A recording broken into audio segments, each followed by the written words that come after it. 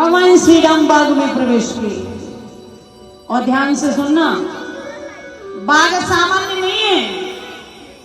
जिस बाग में भगवान श्री राम लक्ष्मण का प्रवेश हुआ है वो बाग सामान्य नहीं है। जिस बाग को देख करके देवताओं के राजा इंद्र भी लज्जित हो जाएं कि हाय में हमारे पास भी बाग ऐसा नहीं है, ऐसा बाग है। बाग की महिमा क्या है? आप लोग जानते हैं हर समय हर तरह के पुष्प नहीं खिले होते, हर पुष्पों को खिलने का समय अलग अलग होता है। लेकिन इस बाग की शोभा ऐसी है, इस बाग में जितने भी पुष्प हरे खिले नजर आ रहे हैं और ऐसा कोई भी पुष्प नहीं है जो इस बाग में ना हो। अच्छे लोग, साहित्य के लोग जो प्रेमी होंगे ध्यान से सुनेंगे, बाग में कैसे कैसे पुष्प हैं। बोले मौसरी गुलाब गुलनार गुलदावती मोतिया अगस्त जूही मालती मंदार है, गेंदा गुल जाफरी सूर्यमुखी केतकी कमल कंद कोई कचनार है, परिजाता इसकच कुसुम चमेली बेला बेसुमार है, मिथिला प्रतिबाग में विचित्र फूल फूलों सो श्री रामचंद्र देखत बसंत डार डार। भगवान श्री राम जिस बाग में पहुंचे, सामान्य बाग, किसी ने कहा बोले पुष्प इतने सुंदर तो फल कम है क्या? गोस्वामी जी ने कहा फल भी कम नहीं है, विद्वानों ने कहा फल भी कम नहीं है। तो कैसे फल है? नींबू नारंगी आम कटहल शरीफा तूत खिरनी अंगूर लीची फाल सा अपार है, पोंगी फल नारियल संतरा विविध माटी केदली कदम्ब पेड़ जामुन तैयार है, बड़हर मखोय सेव नाशपाती कमरख कसेर पेड़ अमरुद अनार है, मिथिला पति बाग में विचित्र फल फलो सो श्री रामचंद्र देखत बसंत डार डार। ऐसा फूल और फल। किसी ने पूछा बोले फूल फल तो है लेकिन फूलों फलों की सिंचाई कैसे होती है? जल से? बोले नहीं। अगर जल से ही फूलों फलों की सिंचाई होती तो महिमा क्या रह जाती? तो फूलों फलों की सिंचाई कैसे होती है? बोले अमृत से। तो अमृत कहाँ भरा है? बाग के मध्य में एक तालाब है और उस तालाब में जल नहीं भरा है, तब अमृत भरा है। देखो बाग मध्य सरसोहत सुधा से भरे, कंचन के खम्मन अधिक छवि छायो है, घाट जो बन्यो है चारों ब्रह्मा विष्णु मोहि देखो, शेष शारदा हो थके उपमान पायो है, पोखराज पाहन नवरत्न नगता में जड़े, मणिन सोपान सो विचित्र बनायो है, अवधू के राजा महाराजा रघुवंश मणि व्यास कहे बंधु के समेत। इतना सुंदर बात करा गए, कितना वर्णन किया जाए कि निवेदन करो ऐसे बाग तड़ाग को देख करके राम जी का मन लोभायमान हो रहा है। बाग तड़ाग दिलों की प्रभु हर से बंधु समेत, परम में आराम यह जो राम सुख दे। भगवान को सुख दे रहा है बाग तड़ाग, और भगवान श्री राम स्वयं सुख प्रदान करने वाले हैं। लेकिन ऐसे रामचंद्र को बाग तड़ाग सुख दे रहा है, बाग तड़ाग कैसा होगा? भगवान श्री राम ने जाकर के तालाब के समीप में राम जी खड़े हुए। राम जी ने जब तालाब में झुक करके देखा ये जल भरा है कि नहीं, जब झुके तो भगवान का प्रतिबिंब तालाब में दिखाई पड़ा।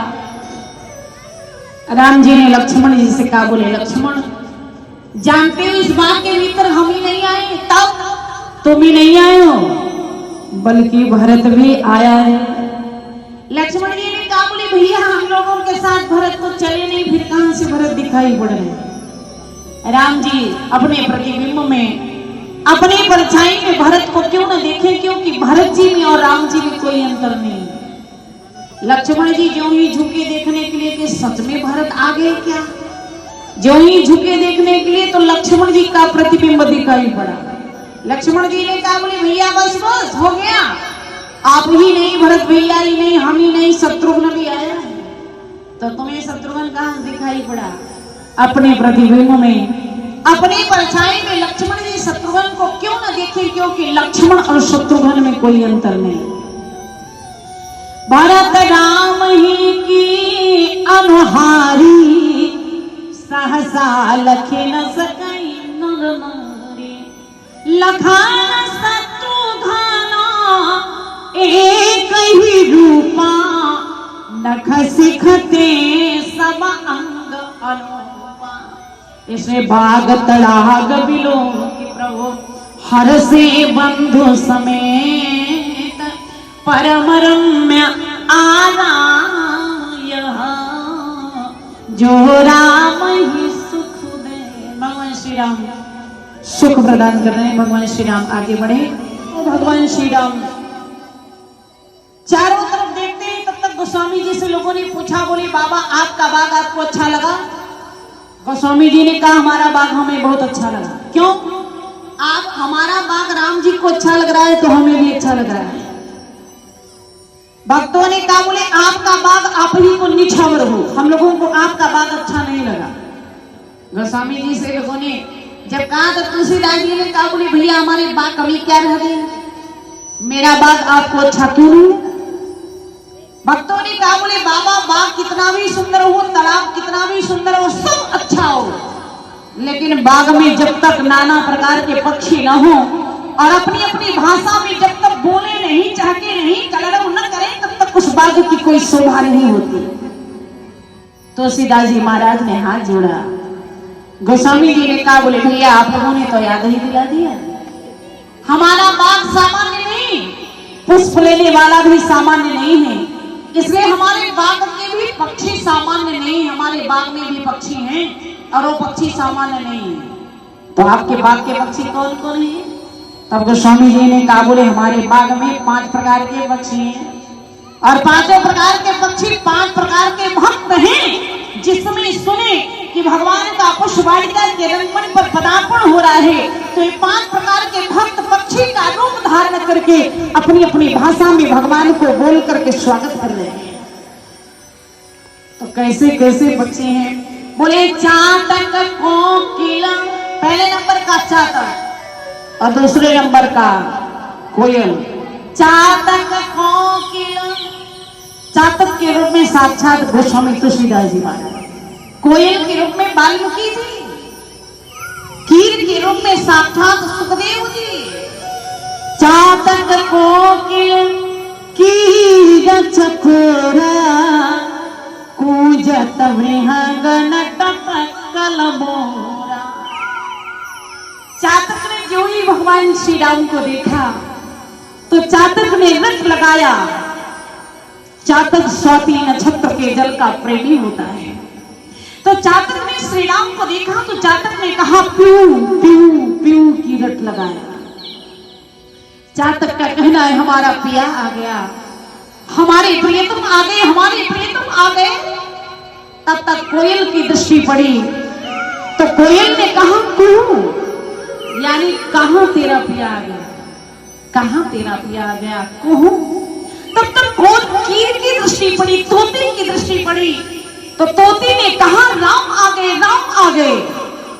तब तक चकोर की दृष्टि पड़ी, चकोर ने राम को देखा तो चकोर चंद्रमा का प्रेमी होता है। चकोर ने राम को देखा तो चकोर ने तोते से कहा भैया केवल राम मत कहो, ऐसा कहो कि रामचंद्र आ गए, रामचंद्र।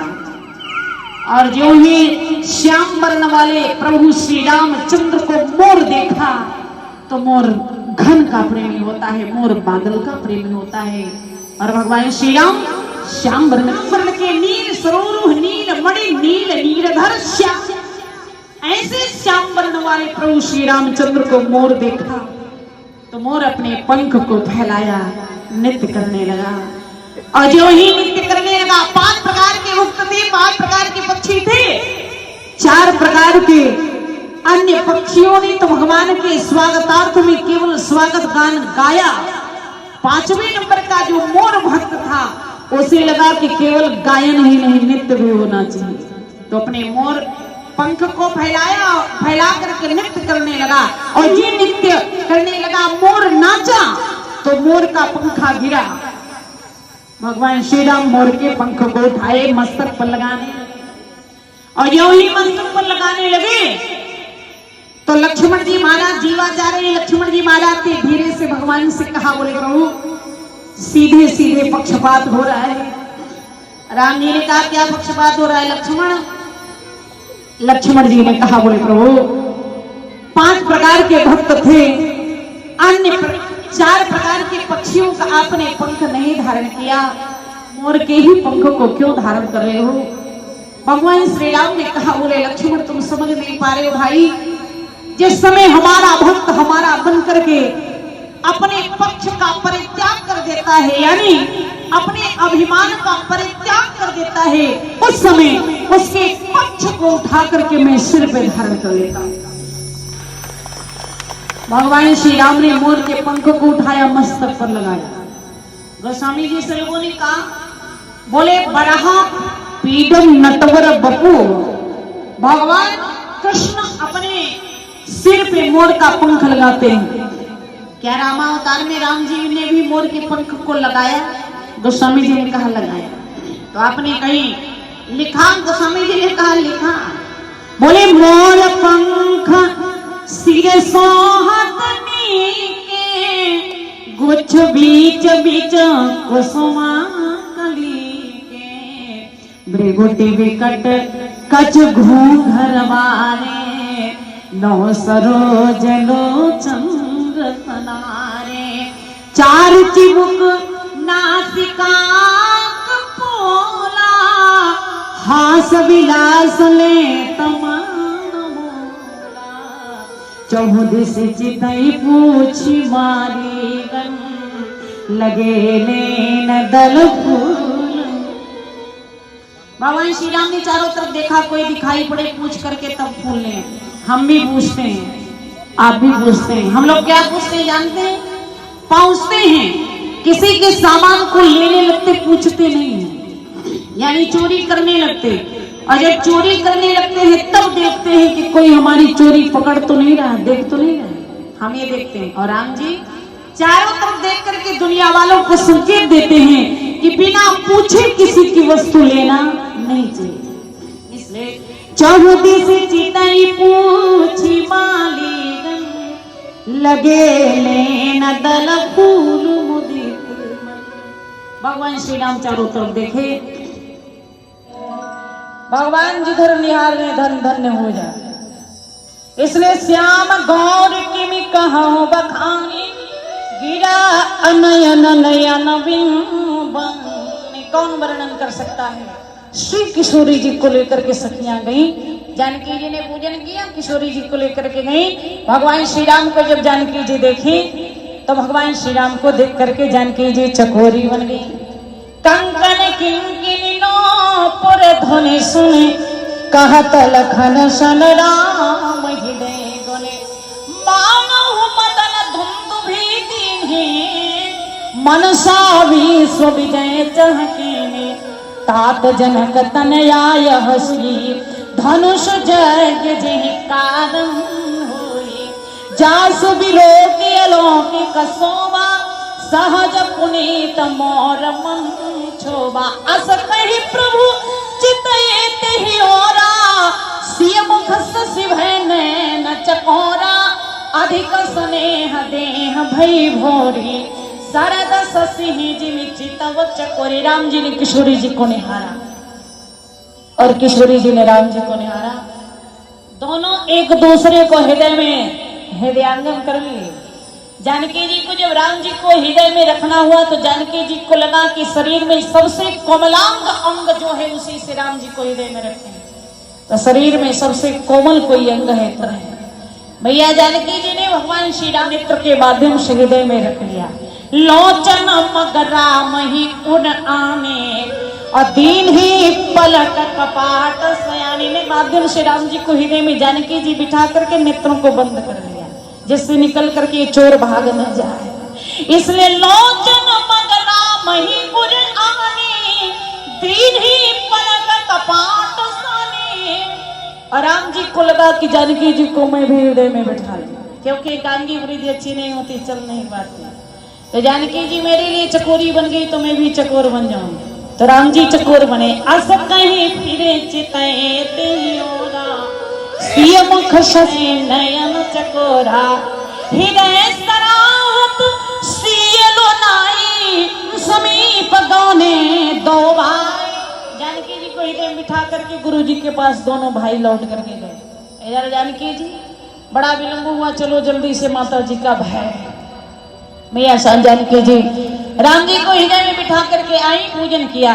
जय जय गिरिवर राज किशोरी जय महेश मुख चंद चकोरी जय गज वदन खड़ानन माता जगत जननी दामिनी दुति गान विनय प्रेम पशु भई भवानी खसी माल मोरत मुस्कान। जानकी जी इतना सुंदर बंदन मानो गौरी जी प्रसन्न हो गई और प्रसन्न होकर के अपने गले का हार उतार करके जानकी जी को पहनाने लगी। तब तक जानकी जी के हृदय में बैठे बैठे राम जी हंस पड़े। अरे मैया, एक बार सीता जी का रूप आपने धारण किया तो भगवान शिव ने परित्याग कर दिया। एक गले का हार अपने उतार करके सीता के गले में जब पहनाएंगी तो सीधे सीधे मेरे गले में पड़ जाएगा।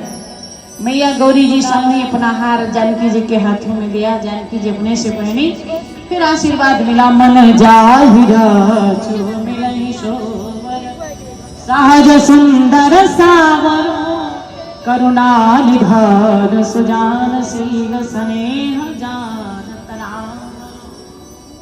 सुंदर आशीर्वाद श्री जानकी जी को मिला। वही आशीर्वाद विश्वामित्र जी ने राम लक्ष्मण को दिया।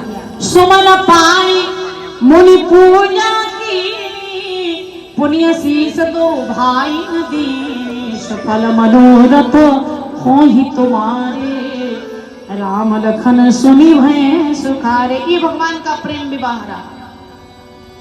और प्रेम विवाह को जो 9 दिन में कहते हैं उसको 1.5-2 घंटे में कहना पड़ा है। अब भगवान श्री राम का प्रेम विवाह, क्योंकि समय नहीं है, भगवान श्री राम का प्रेम विवाह संपन्न हुआ, प्रण विवाह शुरू हो रहा है। जनक जी महाराज की बड़ी सुंदर सभा लगी, उसमें देश देशांतर के राजा इकट्ठे हुए। जनक जी महाराज के तरफ का कोविद आया, बंदी जन आए और जनक जी महाराज ने कहा हमारा फल सुनाओ। जनक जी महाराज का कोविद बोला। जनक जी महाराज का कोविद कहा महाराज इस सभा में जो शंकर के धनुष को उठा करके तोड़ेगा वही सीता से नाता जोड़ेगा। जो ही जितने भी राजा बैठे थे सब राजा उठ उठ करके अपने बल का अनुमान करने लगे। लेकिन उस सभा में पूरी सभा लगी थी, उसी सभा के बीच में बड़ा सुंदर मंच है। उस मंच पर राम लक्ष्मण और विश्वामित्र जी बैठे। सब मंचन ते मंच एक सुंदर विशुद्ध विशाल मुनि समेत 2 बंधुवन बैठाने महिपाल। निवेदन करो, जब जनक जी की तरफ का कोविद प्रण सुनाया तो जितने भी राजा थे सारे राजा उठ करके जिनके मन में कुछ विवेक था, विचार था, वो तो मन ही मन जानकी जी को, राम जी को प्रणाम करके बैठे रहे।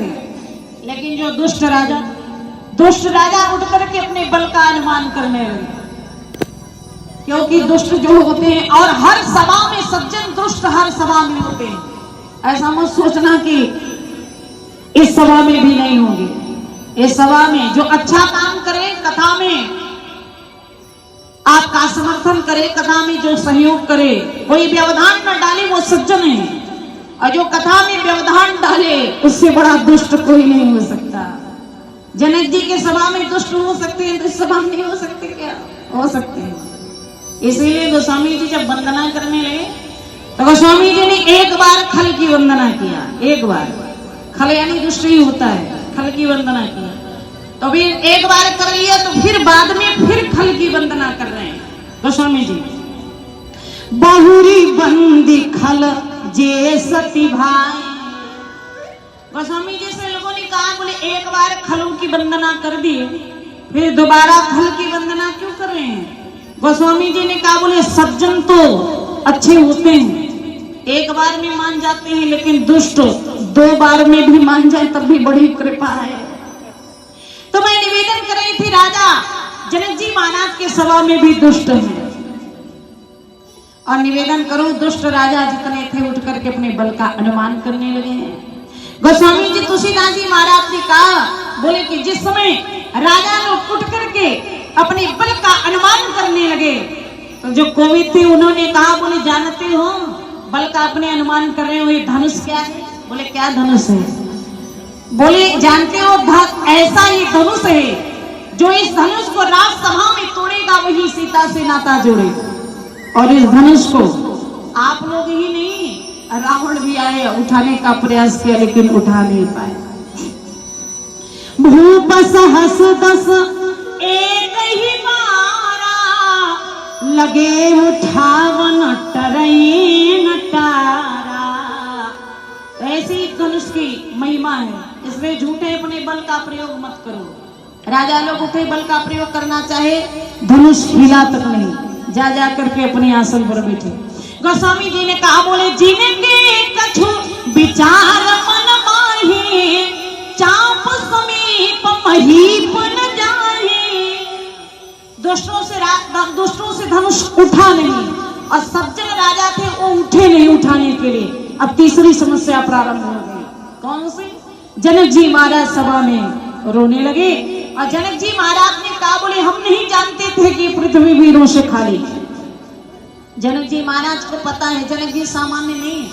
जनक जी महाराज को पता है कि जितने सभा में राजा बैठे इनसे किसी से धनुष हिलेगा नहीं, और जिससे धनुष हिलेगा वो हिल नहीं रहा है। क्या करें? हाँ, जो राम जी धनुष तोड़ेंगे वो हिल नहीं रहे हैं, और जिससे धनुष हिलेगा वो हिले बिना मान नहीं रहे हैं। क्या करें? तो जनक जी अभिनय करते हुए, जनक जी गुस्से में थे नहीं, गुस्से का अभिनय कर रहे हैं। जनक जी महाराज अभिनय करते हुए, जनक जी महाराज उठे, और जनक जी महाराज को लगा कि अगर डंडा उठ जाए तो झंडा अपने आप उठ जाएगा। तो डंडा कौन है? लक्ष्मण जी महाराज डंडा है, और श्री राम झंडा है। श्री राम की कीर्ति रूपी झंडा के डंडा लक्ष्मण जी महाराज है। जनक जी महाराज को लगा कि जब तक डंडा नहीं उठेगा तब तक झंडा नहीं उठेगा, तो क्या करें कि डंडा उठ जाए। तो जनक जी महाराज को लगा कि बोले ऐसा कि डंडा उठ जाए। जनक जी महाराज ने क्या कहा? बोले तजाहू आसा निज निज गृह जाहू, लिखान विधि पे देहि विवाहो। सुकृति जाई जो पन परिहर हो, कुंवारी कुंवारी रही का करे हो। अब जानी को माथे भट मानी, वीर विहीन मही मैं समझ गया पृथ्वी वीरों से खाली है। आज से अपने को कोई योद्धा नहीं मानेगा। मैं समझ गया कि हमारी धरती पृथ्वी वीरों से खाली है। और यूं ही कहा, अब जन को माखे भट मानी। बस माखे शब्द को लक्ष्मण जी ने पकड़ लिया। लक्ष्मण जी उठ करके खड़े हुए, अरे जना अनुचित भाषा, रघुवंशी राम बैठे हैं और उनके सामने अनुचित भाषा आप बोल दिए धड़ाक से। आपको जरा भी संकोच नहीं आया? अरे जनक, केवल अपने राम का आदेश में पा जाओ तो ये धनुष नहीं, पूरे ब्रह्मांड को उठा करके मैं कच्चे घड़े के समान तोड़ सकता हूँ। मंदराचल पर्वत को उठा करके मैं मूली के समान तोड़ सकता हूँ। आपने झटाक से एक क्षण में आपने बात कह दिया कि पृथ्वी वीरों से खाली है। लक्ष्मण जी महाराज उठे और उठ करके जनक जी को डांटना प्रारंभ किया। बोले माखे लखन कोटिल भई भाहे, रद पट फरकत नयन रिसोहे। कहीं जनक जस अनुचित बाने, विद्वान रघुकुल मणि जाने। जो राउर आयस में पावो, कंदुक इव ब्रह्मांड उठावो। काचे घट जिन डालो फोरी, सको मेर मोरक इव तोरी। तोरा छत्र दंड जिमि, तो प्रताप बलनाथ। जो न करो प्रभु पद शपथ, कर्ण धरो धनो। लक्ष्मण जी महाराज इतना बोले कि पृथ्वी कांपने लगी, हिलने लगी धरती। लखन सकोप बचन जब बोले, तो डगमगानी मही दे दो। 10 दसों दिशाएं कांपने लगी, हिलने लगी पृथ्वी। भगवान श्री राम ने कहा, बोले लक्ष्मण शांत हो जा, शांत हो जा, जानते हो पृथ्वी हिल रही है। लक्ष्मण जी महाराज ने कहा, बोले प्रभु सब हिल रहा है, लेकिन दो अभी भी नहीं हिल रहे। तो कौन नहीं हिल रहा है? बोले एक तो आप, दूसरा धनुष, और जब तक दोनों नहीं हिलेंगे तब तक काम नहीं चलेगा। भगवान श्री राम ने कहा, बोले दोनों का हिलना आवश्यक है। अरे लक्ष्मण तुम लाल हो गए हो। लक्ष्मण जी महाराज ने कहा, बोले प्रभु हम लाल ही इसीलिए हो रहे हैं कि राम और सीता पीले हो जाएं, एक हो जाएं, जुड़ जाएं। आपको पीला करने के लिए मैं लाल हो रहा हूं। लक्ष्मण जी महाराज से भगवान श्री राम ने कहा, बस बस हो गया लक्ष्मण, अरुणोदय हो गया, अब सूर्योदय की आवश्यकता है।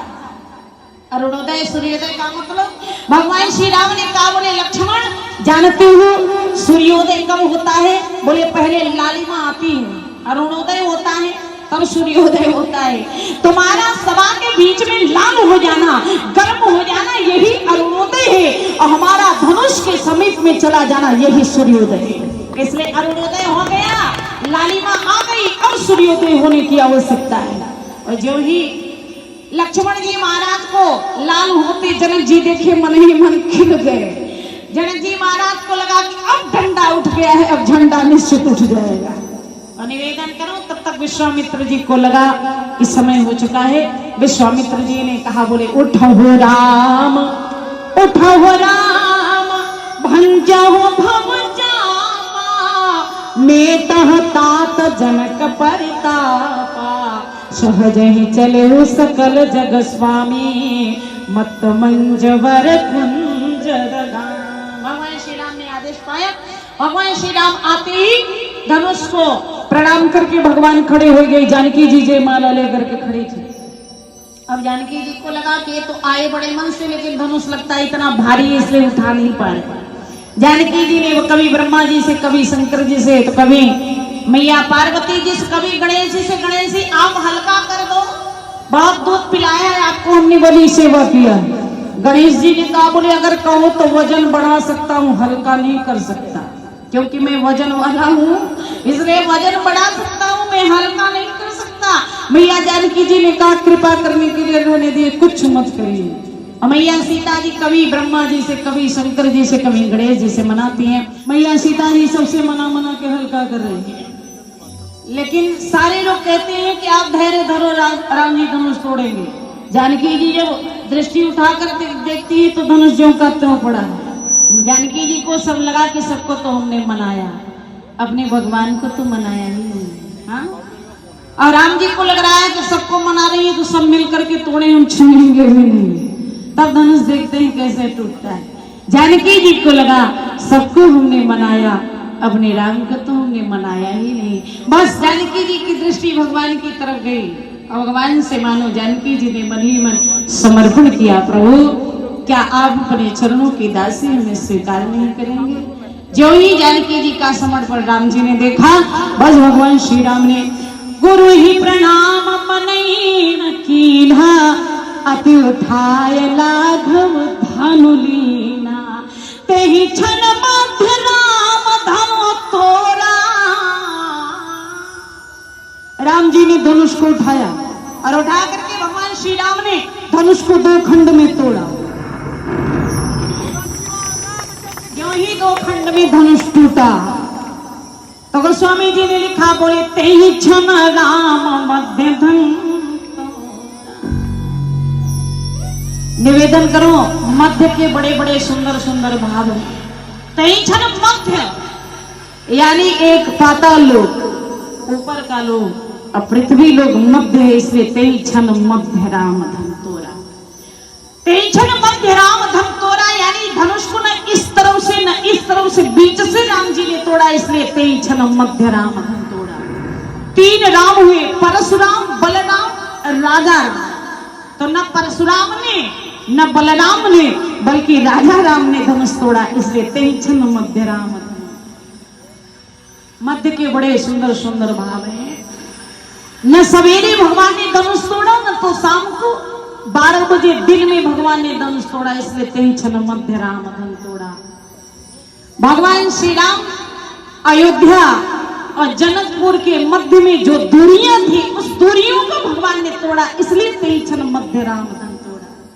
वशिष्ठ जी में और विश्वामित्र जी में आपस में कभी बनती नहीं थी, तो भगवान श्री राम ने धनुष को तोड़ करके विश्वामित्र जी और वशिष्ठ जी के बीच की जो दूरी थी उसको मिटाया, इसलिए तेईछन मध्य राम धन।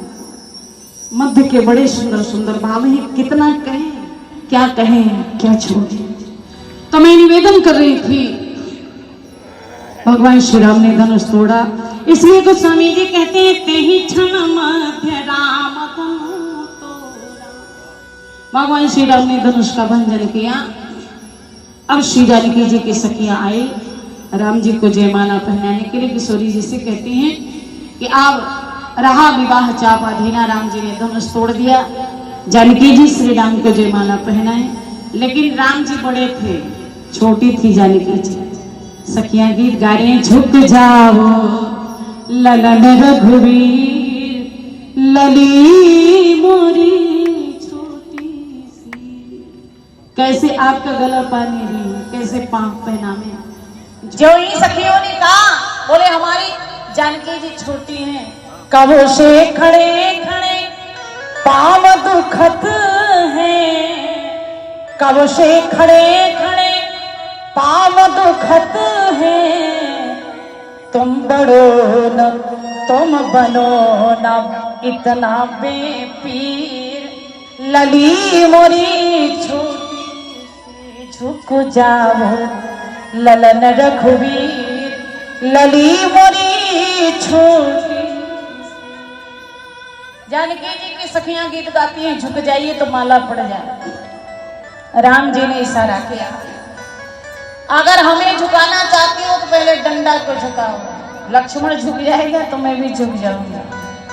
सखियां लक्ष्मण के पास पहुंची, सरकार अगर आप ही चाहें तो माला पड़ जाए, अगर आप न चाहें तो नहीं पड़ पाएगा। लक्ष्मण जी ने कहा अच्छा, सभा के बीच में भैया को झुकाना है तो क्या करें। गए लक्ष्मण जी, पुष्प ले आए, सुंदर पुष्प लेकर के आए, भगवान के चरणों पर रखा, प्रणाम करने लगे।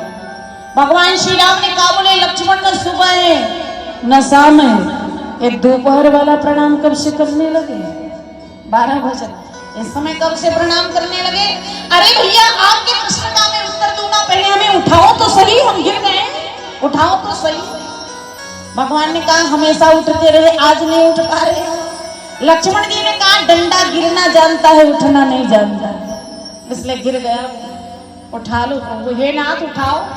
और जो ही भगवान ने कहा अच्छा लक्ष्मण खा रहा हूं, जो ही झुके राम जी लक्ष्मण को उठाने के लिए, तो सिया जी ने जयमाला राम जी को पहनाई। रहा विवाह चाहना, श्री राम को जानकी जी ने जयमाला पहनाया। गावही छवि अवलोक सहेली, सिय जयमाल राम और में।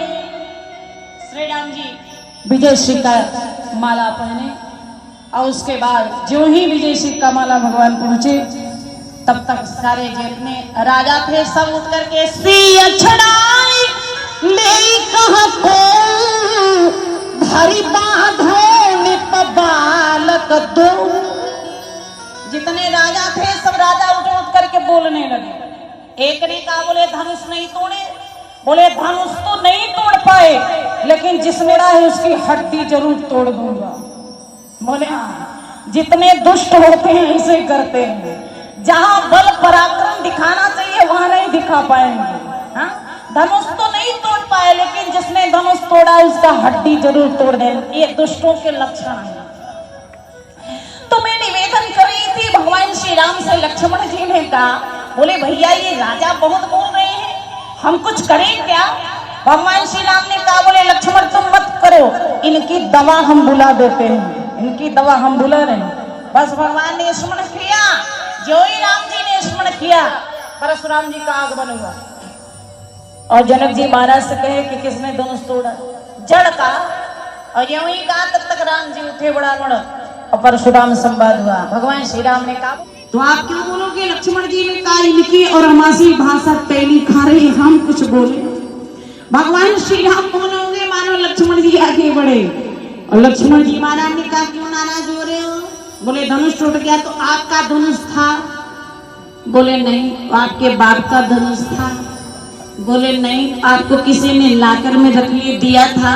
बोले नहीं। तो फिर क्यों नाराज हो रहे? परशुराम जी महाराज को लग बच्चा सच तो कर रहा है, हम क्यों नाराज हो रहे हैं? कहा तो सही रहा है, नाराज क्यों हो रहा है? परशुराम जी ने कहा बोले मेरे गुरु जी का धनुष था, तो गुरु जी ने आपको दिया था? बोले तो धनुष टूट गया तो क्या मतलब है? निवेदन करो, देखिए राम जी के और लक्ष्मण जी के बोलने में अंतर है। जो बात राम जी कहते हैं वही बात लक्ष्मण जी कहते हैं, लेकिन लक्ष्मण जी सीधे कहते हैं धनुष टूट गया तो क्या कर लोगे? लक्ष्मण जी कहते हैं क्यों, क्या कर लोगे? अरे कहते हैं राम जी के बोलने की शैली, छुआ टूट ये धनुष पुराना हो गया था, मैं छू करके प्रणाम कर रहा था, अपने आप टूट गया, हमारा दोष नहीं। छुआ टूट पिनाक पुराना, मैं के ही भांति करो अभिमान। निवेदन करो, परशुराम लक्ष्मण संवाद हुआ। फिर बाद में परशुराम जी जाना राम प्रभाव उत्तम, राम जी ने अपने प्रभाव का प्रदर्शन किया।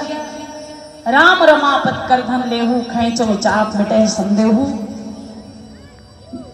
भगवान श्री राम के प्रभाव को परशुराम जी जब जान गए तो भगवान श्री राम को लक्ष्मण जी को प्रणाम करके जंगल तपस्या करने के लिए चले गए। अब सतानंद जी महाराज को जनक जी महाराज ने कहा बोले अयोध्या पत्र भेजा जाए और अयोध्या से बारात लेकर के दशरथ जी महाराज आवे तो विवाह संपन्न हो। निवेदन करो, सतानंद जी साक्षात ऐसे तो दूत गया, लेकिन भगवान श्री राम की पत्रिका लेकर के जाना था, इसलिए साक्षात सतानंद जी ही दूत बन करके गए। दशरथ जी महाराज को पत्रिका दिया। दशरथ जी महाराज ने बारात की तैयारी किया। भगवान श्री राम की बारात पहुंची और राम जी की बारात क्या पूछना, राम जी की बारात है तो क्या पूछना। बहुत सुंदर बारात नगर में पहुंची और बारातियों में अरे गरे नहीं थे।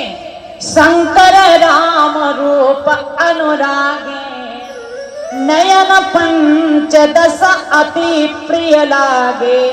हरहित सीता राम जब जो है, रमा समेत रमापति मोहे।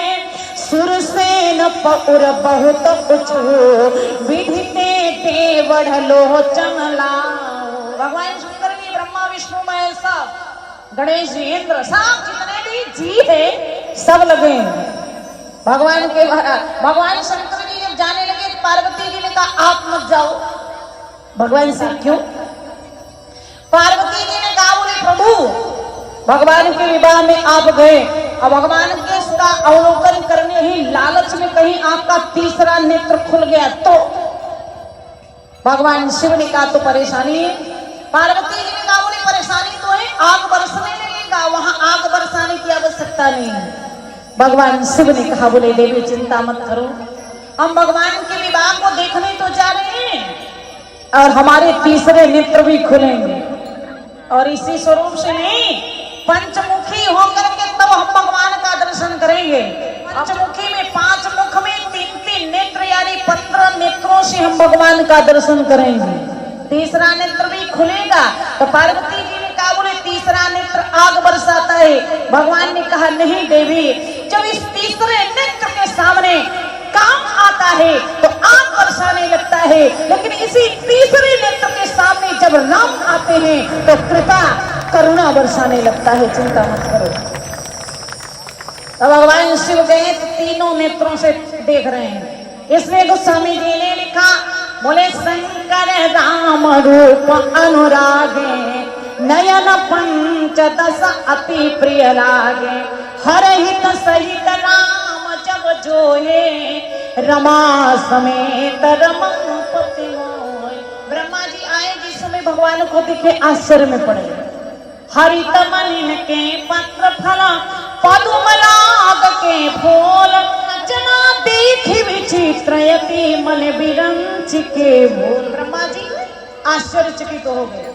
हमारी सृष्टि में मंडप बड़ा, उसमें हमारी कोई महिमा दिखाई नहीं पड़े। शंकर जी ने समझाया किसका विवाह देखने आए हो?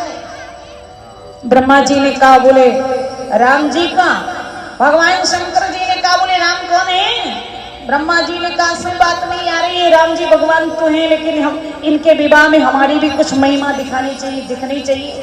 शंकर जी ने कहा, बोले आपकी वैसी स्थिति, बोले जैसे कोई बेटा अपने माँ के विवाह का वीडियो लगा करके देख रहा था, कैसेट लगाया देख रहा, देखते लास्ट में बच्चा रोने लगा। बच्चे से माँ ने पूछा, क्यों रो रहे हो? बच्चा, इस फिल्म में पूरे लोग तो है, हम ही नहीं है। तो माँ क्या कहेगी, इसमें तुम्हारा जन्म नहीं हुआ। भगवान शंकर जी ने ब्रह्मा जी से कहा, बोले आप भगवान के विवाह में, अपने पिता के विवाह में अपनी करनी, अपनी महिमा देखना चाह रहे? बोले कैसे? पिता कैसे हुए? भगवान शिव ने कहा, बोले कि भगवान नारायण क्षीर सागर में शयन करते हैं तो उनके नाभि से कमल, अब कमल से आपका प्रादुर्भाव, कमल के ऊपर आप तो हो, तो भगवान आपके पिता हुए कि नहीं? बोले हुए। तो पिता के विवाह में अपनी महिमा देखना चाह रहे हैं, इसलिए शंकर राम रूप अनुरागे, नयन पंचदश अति प्रिय लागे, हर हित सहित नाम जम जो है, रमा समेत रमापति मोहे, सुरसेन पउर बहुत उछाहो, विदिते देवड़ लोचन लाहो। हे महाराज, उनका विवाह हो रहा है, किनका? बोले जिनकर नाम लेत जग माही, सकल अमंगल मोल नसाही, करतल हो ही पदारथ चारी, तेसी नाम कहो तामारे।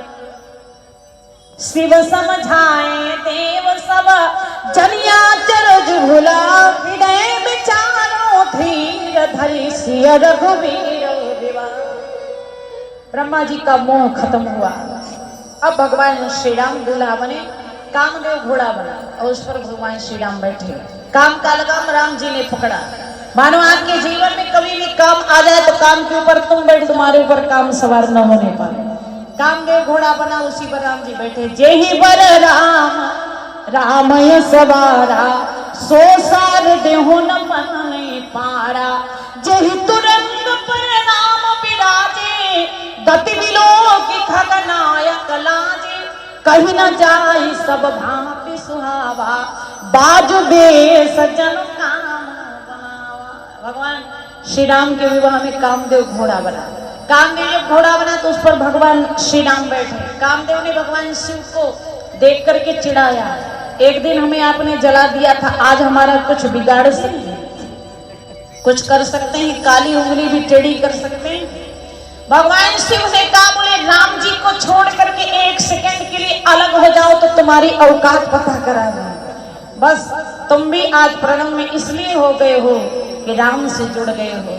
कहने का केवल तात्पर्य कि काम जब जगत से जुड़ता है तो काम प्रणव में नहीं होता, लेकिन वही काम जब राम जुड़ता है तो वो काम भी प्रणव में हो जाता है। निवेदन करो, भगवान श्री राम दूल्हा बन करके आए और मंडप के बीच में भगवान श्री राम को ले आया गया।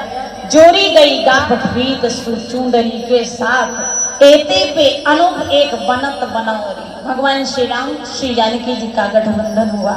कुंवरी कुंवरी कल भावरी देहि, नयन लाभ सब साधन ले।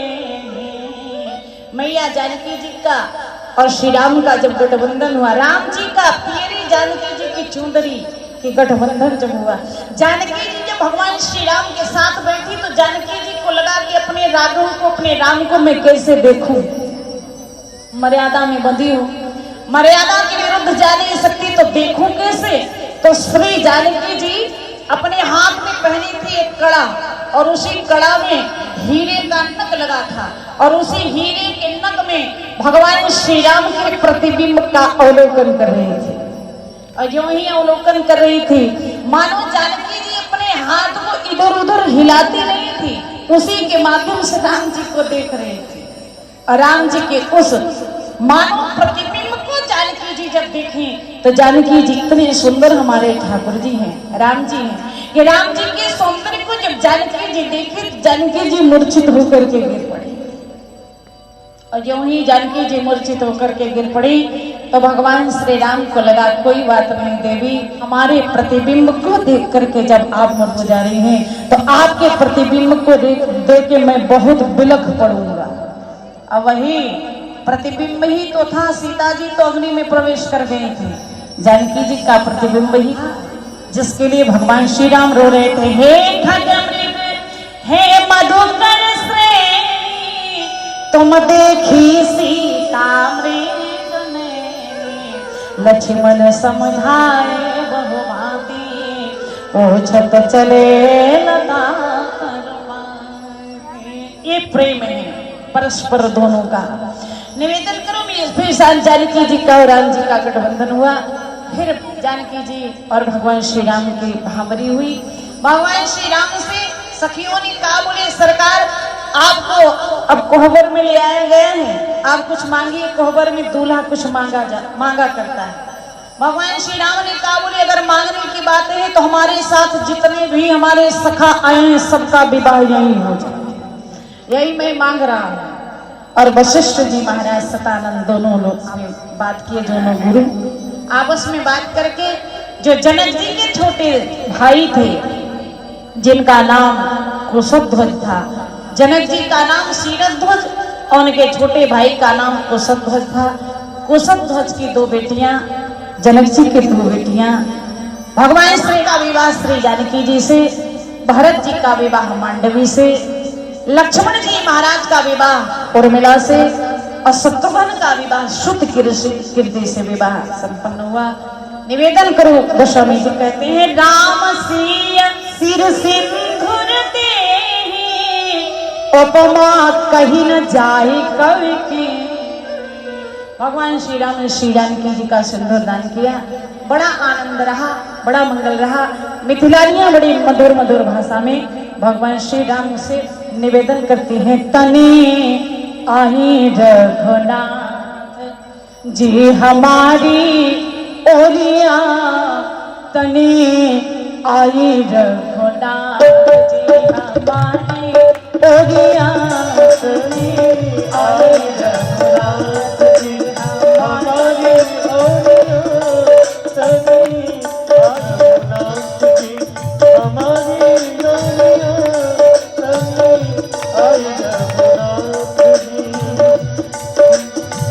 मिथिला में आई रउआ धूम मचामानी, मिथिला में आई रउआ धूम मचामानी, मनवा चोरौनी सबके परथिया, ये जी मनवा चोरौनी सबके परथिया, कहीं आए रघुनाथ जी हमारी ओलिया, कहीं आए रघुनाथ जी हमारी ओलिया, कहीं आए रघुनाथ जी हमारी ओलिया, हो हमारी ओलिया, हमारी ओलिया, हो हमारी ओलिया, कहीं आए रघुनाथ जी हमारी ओलिया, कहीं आए रघुनाथ जी हमारी ओलिया, कहीं आए रघुनाथ। ताली बजा के बोलो।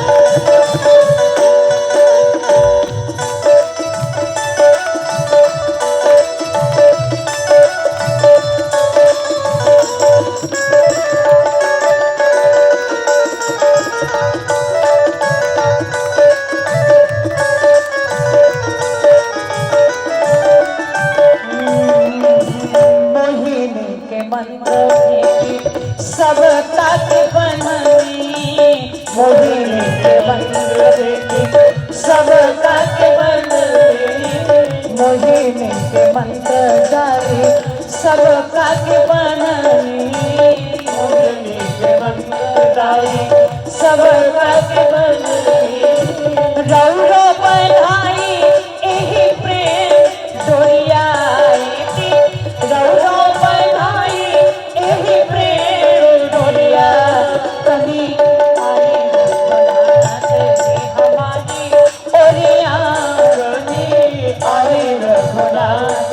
हमारी ओरिया, हमारी ओरिया हो हमारी ओरिया, हमारी ओरिया हो हमारी ओरिया, कभी आई रघुनाथ जी हमारी ओरिया, कभी आई रघुनाथ जी हमारी ओरिया, कभी आई रघुनाथ जी।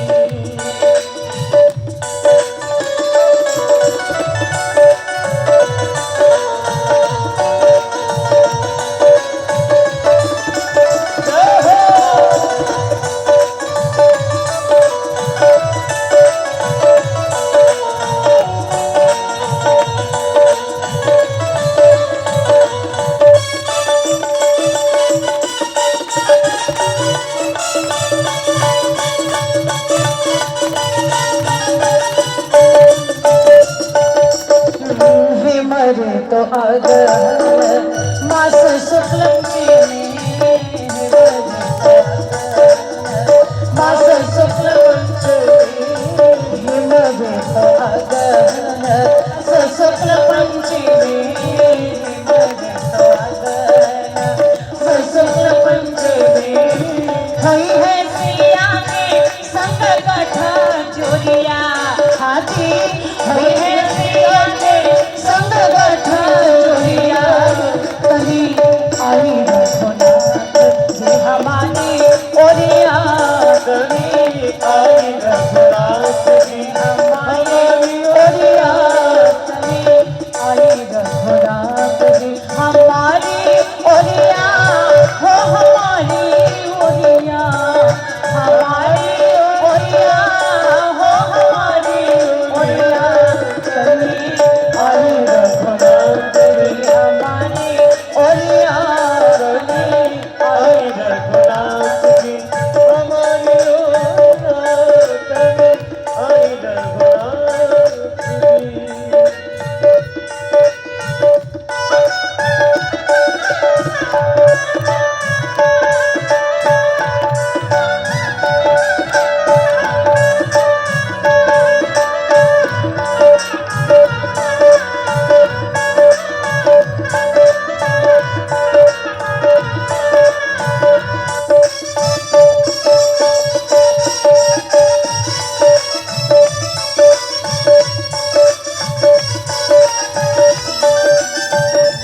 नेह निधनारा विधि से मनावे, नेह निधनारा विधि से मनावे, नेह निधनारा विधि से मनावे, नेह निधनारा विधि से मनावे, झुक झुक दिए ईद गला चुरिया हाजी, झुक झुक दिए ईद गला चुरिया हाजी, झुक झुक दिए ईद गला चुरिया, कन्नी आई रघुनाथ जी हमारी ओरिया, कन्नी आई रघुनाथ जी हमारी ओरिया, कन्नी आई रघुनाथ हमारी ओरिया हो हमारी ओरिया, हमारी ओरिया हो हमारी ओरिया, कन्नी आई रघुनाथ जी।